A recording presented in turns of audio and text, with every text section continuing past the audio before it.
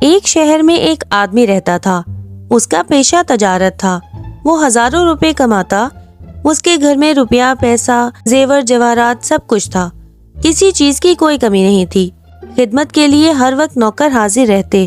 لوگ اس کی امیری کی خاطر اس سے ملتے اور اس کی عزت کرتے تھے. دھن دولت کے خمار نے اسے مغرور بنا دیا تھا. وہ کسی کو خاطر میں نہ لاتا تھا. کاروباری معاملوں میں بھی دوسروں سے ذرا بھر رعایت نہ کرتا. نوکروں سے سختی سے پیش آتا اور پھر حد سے زیادہ کنجوس تھا. کسی کو ایک پائی تک نہ دیتا اور اگر دیتا تو اس کا جینا دوبر کر دیتا. ایک دن امیر آدمی اپنا کوئی کام نپٹا کر دوپہر کو گھر واپس آ رہا تھا کہ اس نے ایک فقیر کو اپنے مکان کے دروازے پر کھڑا دیکھا. فقیر نے مدد کے لیے ہاتھ بڑھایا اور کہا، حضور، میں نے رات سے کچھ نہیں کھایا، میری مدد فرما دیجیے. مگر وہ بڑی حقارت سے اسے دیکھ کر اندر چلا گیا اور ذرا بھی پرواہ نہ کی. فقیر بیمار حاجت کا مارا اس کے پیچھے پیچھے چلا آیا.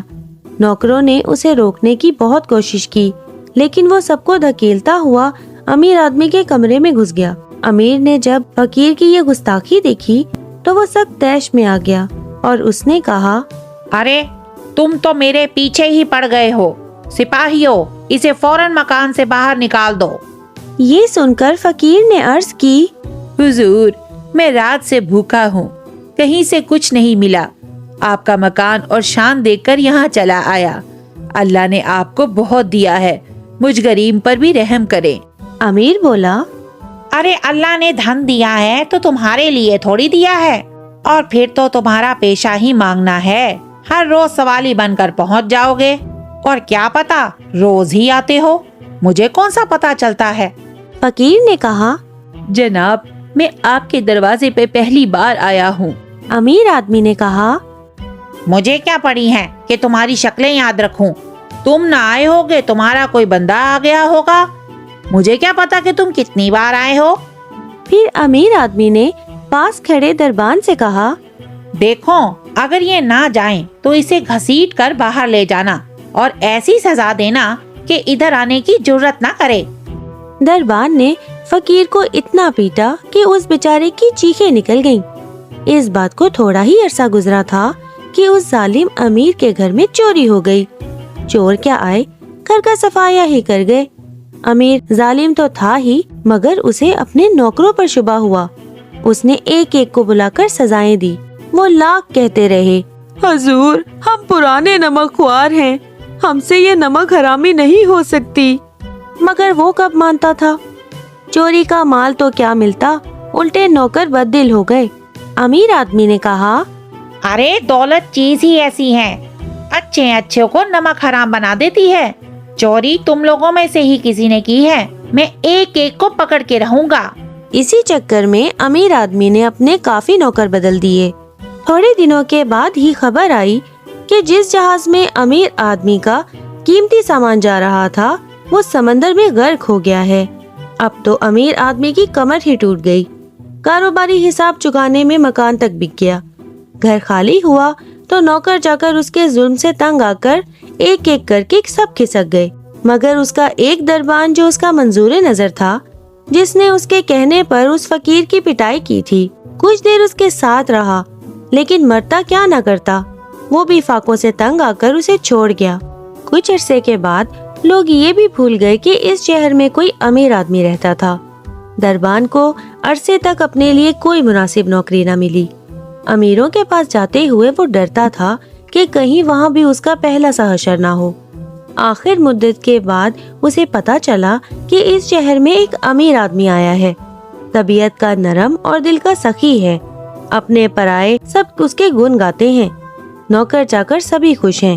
دربان بھی موقع دیکھ کر اس امیر آدمی کی خدمت میں حاضر ہوا اور کہا، حضور، میں ایک عرصے سے بے روزگار ہوں. میں ایک امیر آدمی کے یہاں دربانی کیا کرتا تھا، مگر قسمت نے ایسا پلٹا کھایا کہ میں دربان سے فقیر بن گیا.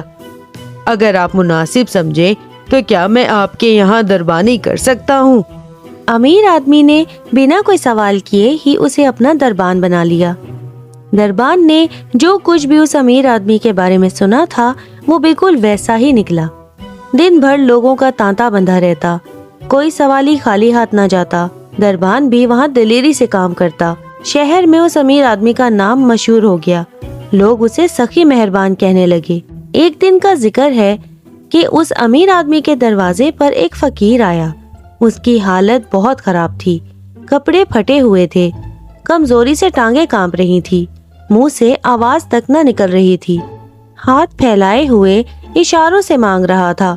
फकीर ने अमीर आदमी से कहा, मुझे बहुत भूख लगी है, मुझे कुछ खाने के लिए दे दो। तुम तो बहुत अमीर हो, थोड़ा सा खाना मुझे भी दे दो। मैंने 2 दिन से कुछ नहीं खाया। अमीर ने दरबान को हुक्म दिया, जाओ, ये फकीर जो कुछ कहे इसको दे दो। फकीर को देखते ही दरबान की हालत गैर हो गई। उसकी आंखों में आंसू भर आए। अमीर आदमी ने जब ये मंजर देखा तो दरबान से पूछा, क्या बात है, तुम रो क्यों रहे हो?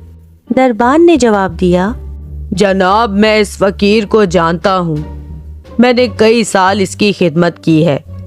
कभी ये बड़े धन दौलत वाला था। नसीब देखिए, आज ये शख्स कोड़ी कोड़ी को मोहताज है और भीख मांग रहा है।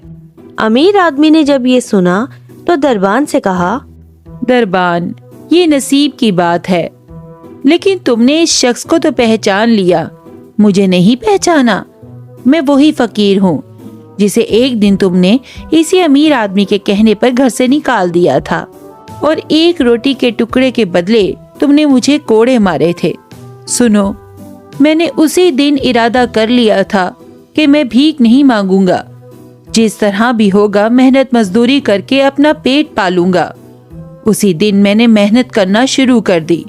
अल्लाह ने मेरे काम में बरकत दी और मैं रफ्ता रफ्ता तरक्की करता गया और यहाँ तक पहुँच गया। मैं गरीब था, अल्लाह ने मेरी फरियाद सुनी। ये जालिम था, इसे सजा मिली।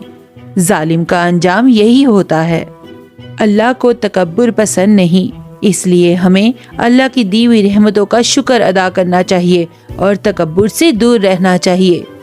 दरबान और फकीर ने जब अमीर आदमी की ये बात सुनी तो दोनों शर्मिंदा होकर उसके कदमों में गिर गए और फकीर बोला, मुझे माफ कर दीजिए, मेरे आका, मुझे माफ कर दीजिए।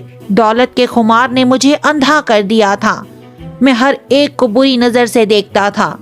मुझ पे नजरे करम कीजिए, मुझे माफ कर दीजिए, मुझे माफ कर दीजिए। अमीर आदमी ने फौरन उसे उठाया और गले से लगाया और कहा कि मैंने तुम्हें उसी दिन माफ कर दिया था, मेरे दिल में तुम्हारे लिए कोई मैल नहीं है। फकीर ने अमीर आदमी से वादा किया कि आज से मैं भी मेहनत मजदूरी करूंगा और अल्लाह का शुक्र अदा करूंगा।